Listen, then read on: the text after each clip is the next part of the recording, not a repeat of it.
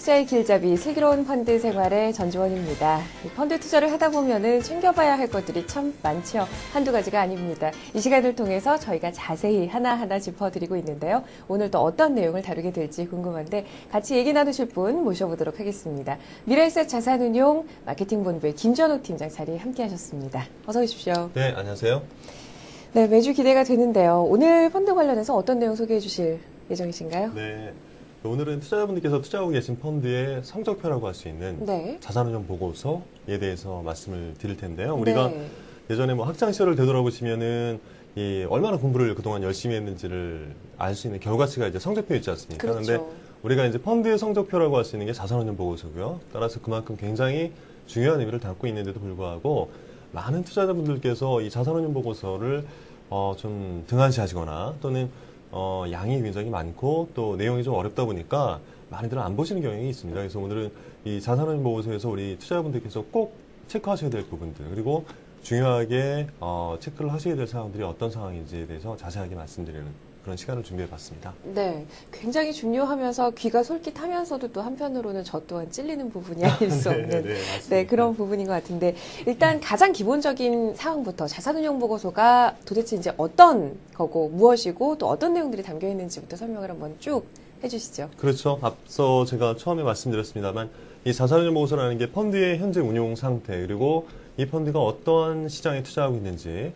그리고 투자하고 있는 지금 시장의 상황이 어떤지에 대해서 굉장히 자세하게 담고 있는 보고서이기 때문에 매우 네. 중요한 문서입니다. 네. 그럼에도 불구하고 작년 우리나라의 한국투자자문화재단이라는 데가 있습니다. 근데 그 한국투자자보호재단에서 투자자 대상으로 대략 한 2,500분 정도를 대상으로 한번 설문조사를 해봤더니 이 자산운용 보고서를 전혀 보지 않는다는 투자자들이 전체 투자자분들께서 43%나 차지했습니다. 네. 굉장히 높죠. 거의 절반 가까이 그렇죠. 절반 가까이 되시는 대답을 하셨군요. 투자분들께서 전혀 자산운용 보고서를 보지 않는다라고 답변을 하셨고요. 또 보신다고 말씀하신 투자자분들 중에서도 대략 한 22% 정도가 현재 펀드의 주요 투자 대상이 어디에 투자를 하는지 확인을 안 한다라는 답변을 네. 하셨어요. 그래서 그만큼 자산운용 보고서가 활용되지 않고 있다는 현실을 한번 우리가 파악을 한번 해보셔야 될 것 같고요.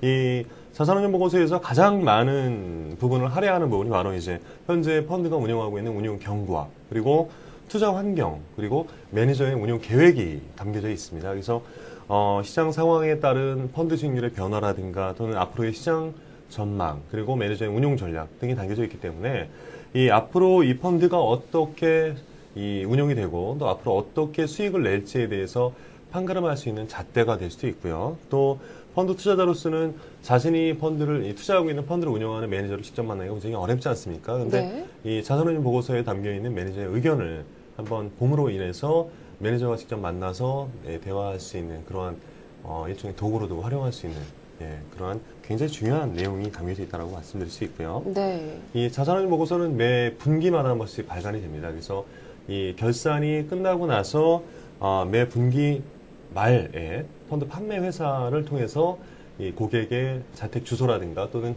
이메일로 발송이 되도록 되어 있고요. 네, 또 고객께서 가입하신 회사를 통해서 발송이 되는 거죠. 그렇죠. 그러니까 원하시면 이메일로도 받을 수도 있고요. 아니면은 이메일과 우편 다 받을 수도 있고 그렇습니다. 네.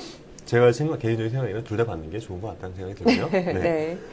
그리고 자산운용 보고서의 구성을 보면 크게 이제 기본 정보와 그리고 상세 정보 크게 두 파트로 나눠져 있는데요.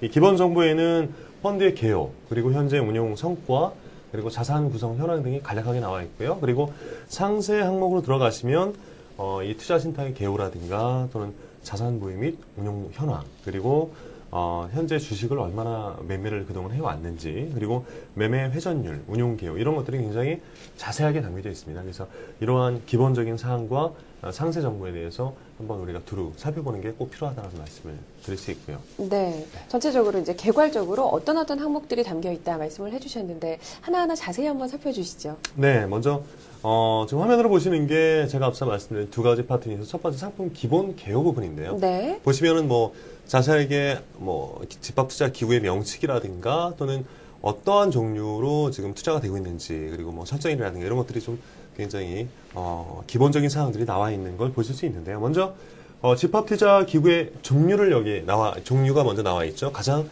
중요한 항목이라고 할 수 있는데요. 우리가 집합투자기구의 종류 두 가지. 첫 번째가 투자 신탁이 있고요. 또 투자 회사 이렇게 두 가지 형태가 있습니다. 여기는 투자 신탁이 나와 있는데요.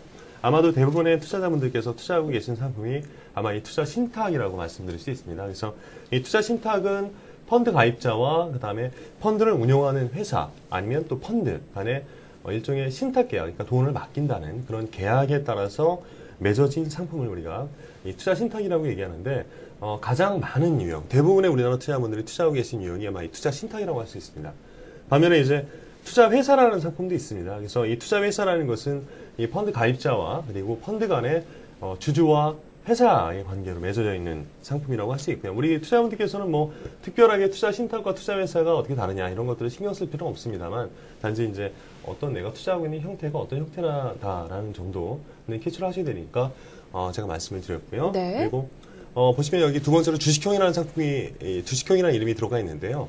이 펀드가 크게 주식형과 혼합형 그리고 채권형 이렇게 세 개의 종류로 나눌 수 있습니다. 그래서 이 주식형이라는 것은 주식에 60% 이상 투자하는 상품, 그리고 채권형은 주식에 전혀 투자하지 않고 채권만 투자하는 상품을 우리가 얘기하고요. 또 혼합형이라고 여기 이렇게 들어가 있는 상품도 있는데요. 혼합형이라고 하면 주식과 채권을 적절하게 섞어서 투자하는 상품인데 주식에 50% 이상 투자하게 되면 주식혼합형, 그리고 채권을 50% 이상 담아가는 상품은 채권혼합형 이렇게 크게 구분을 하고 있다. 네, 절반 정도가 기준이 되는군요. 예, 라고 보시면 될 것 같고요. 네. 마지막으로 여기 추가 개방이라고 되어 있는 이런 이름을 볼 수 있는데요. 이 추가 개방형이라는 것은 펀드를 처음에 만들어진 이후에 계속해서 가입이 가능하다는 의미도 들어가 있고요. 또 환매가 아무 때나 가능하다는 의미도 들어가 있습니다. 아마 대부분의 투자자분들의 투자하신 상품이 이 추가 그리고 개방형이라는 이름을 가지고 있을 거고요. 반면에 이제 우리가 가끔 단위형이라는 여기 용어도 여기 등장할 수 있고요. 또 폐쇄형이라는 용어도 등장할 수 있는데요. 단위형이라는 의미는 펀드가 최초 설립 시 일정 기간 동안만 가입이 가능하다라는 의미로 보시면 될 것 같습니다. 그런 상품이 간혹 있거든요. 그러니까 특정한 기간 동안만 가입을 받는 그런 펀드가 있는데요. 그런 펀드는 우리가 여기 단위형이라는 이름이 들어갈 거고요. 또 폐쇄형이라는 이름이 들어가는 펀드도 있는데 폐쇄형이라는 것은 언제든지 환매를 할 수 있는 이 개방형과 틀리게 환매가 제한이 되어 있는 상품입니다. 그래서 일정 기간 동안 환매가 좀 불가능한 우리가 그런 상품을 폐쇄형이라고 말씀드릴 수 있습니다. 네. 뭐 기타 나머지 부분들은 우리가 이제 뭐 운영 기간이라든가 또는 설정이라든가 이런 것들이기 때문에 뭐 다들 아실 수 있는 그런 내용이고요. 그리고 우리가 이 기본 개요 중에서 보시면 종류 C라고 되어 있는 부분을 보실 수 있는데요. 이 펀드를 최근에 나오는 펀드를 보시면은 모든 펀드가 이런 종류가 구분이 되어 있어요. 그래서 뭐 종류 A, 종류 B, 종류 C, 종류 D 이렇게 여러 가지 종류로 구분이 되어 있는데요. 네, 지금 보시는 화면에서 집합 투자기구 명칭이 이제 바로 옆에 붙어 있는 C를 말씀을 하시는 거죠. 네, 맞습니다. 네. 이 종류를 우리가 구분해야 될 필요가 있는 게요. 종류가 굉장히 다양하고요. 그리고 투자분들께서 투자하실 때 이 종류를 어떤 종류로 선택하느냐에 따라서 향후에 펀드 성과라든가 또는 운용하는 그런 어떤 부분이 좀 달라질 수 있기 때문에 네. 좀 구분을 하셔야 됩니다. 그래서 보시면은 이 종류가요. A형이 있고 또 B형이 있고 C형, D형 그리고 I형 또 E형 이렇게 여러 가지 형태가 있는데 먼저 종류 A형은 선취 수수료를 부과하는 펀드입니다. 그래서 처음에 펀드를 가입할 때 고객분께서 일정한 수수료를 내고 펀드를 가입하게 됩니다. 그래서 만약 원금을 내가 1억을 투자한다라고 하면 1억 중에서 1%의 선취수를 부과하고 나머지 9,900만 원, 그러니까 100만 원을 선취수로 빼고 9,900만 원만 투자가 되는 그런 상품 우리가 A 클래스라고 종류 A라고 얘기를 하고 있고요. 네, 수수료를 먼저 내는 펀드가 되겠죠. 그렇죠. 네. 그리고 여기 나와 있듯이 C형 같은 경우는 선취수료가 없습니다. 반면에 이제 우리가 보수라는 것들을 매일매일 펀드에서 창업을 하고 있는데요. 이 보수가 이 종류 A보다 다소 좀 비싼 형태를 우리가 C라고 얘기를 합니다. 그래서 종류 C는 선취수료는 내지 않지만 매일매일 차감하는 펀드 보수가 조금 높은 그런 펀드를 얘기하고 있고요. 네. 또 요즘에 많이 가입하시는 E형도 있습니다. E형은 이 인터넷 전용 상품이다라고 보시면 될 것 같고요. 이 상품은 다른 A형이나 C형 대비해선 이 보수가 상대적으로 좀 낮은 상품을 우리가 인터넷 클래스 전용 펀드, 그래서 E형이라고 얘기를 하고 있습니다. 네, 그렇군요. 이제 이런 수수료까지 설명을 해주셨는데 사실 이런 그 자산운용 보고서를 보고 지금 전체적인 자산이 얼마고 뭐 지난 분기에 비해서 늘었는지 줄었는지 사실 이런 부분이 더 이제 궁금한데 그런 자산 내역도 나와 있겠죠. 물론이죠. 말씀드렸듯이 자산운용 보고서에는 사실 모든 내용이 다 담겨져 있습니다. 네. 그래서 펀드가 지금 현재 얼마나 자산을 보유하고 있는지, 그리고 앞으로 펀드에서 나갈 비용들이나 이런 부채가 얼마나 현재 되어 있는지, 그리고 전기말 대비해서 이번 기에 얼마나 줄어들고 또 늘어났는지 이런 거에 대한 자료가 굉장히 자세하게 나와 있는데요.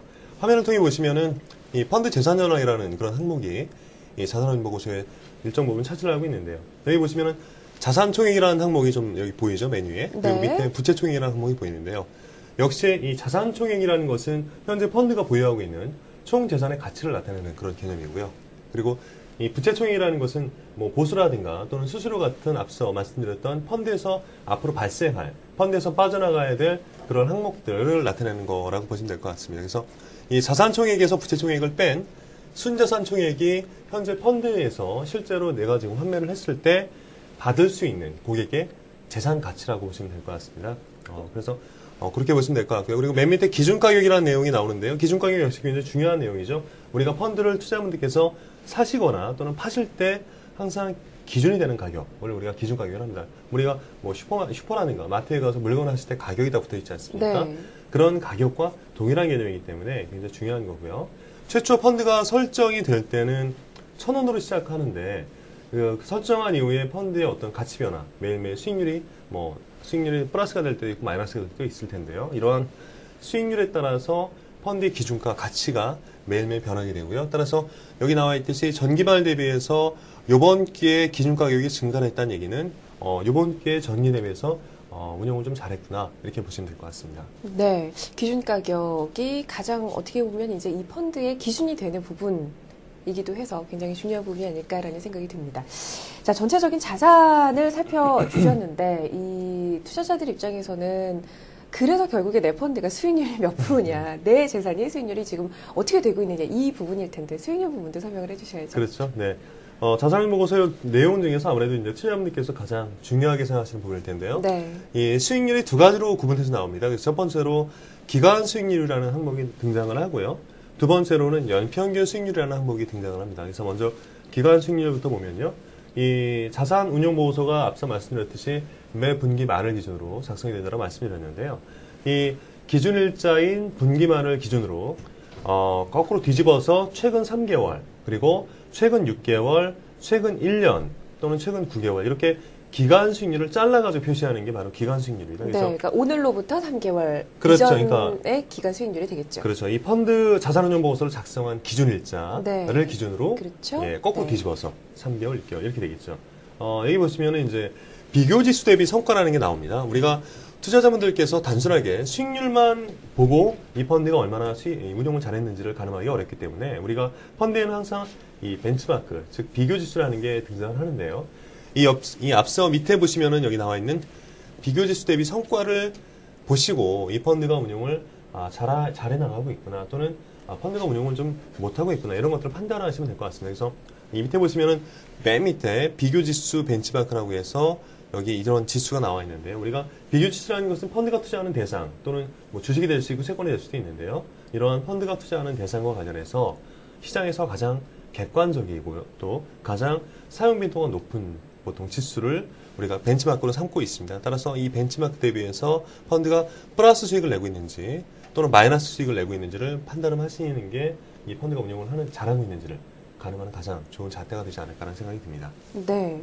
무조건 이제 내 펀드의 어떤 절대 수익률을 따지기보다는 이 펀드가 비교할 수 있는 그런 지수와 항상 비교하는 그런 부분이 또 가능할 수 있는 중요한 그런 부분인 것 같습니다. 네. 그런데 사실 이제 이 수익률을 봤을 때 여기 나와 있는 이런 수익률이 제 개인적인 수익률과 똑같다고 봐도 되는 건가요? 약간 차이가 좀 있을 것 같은데요. 뭐 가입 시점이라든지 규모라든지 이런 그렇죠. 부분에서 좀 차이가 있을 것 같은데. 네, 뭐 많은 분들께서 자산운용 보고서를 보시는 분들, 투자자분들께서 말씀하시는 부분 중에 하나가 내가 투자하고 있는 펀드의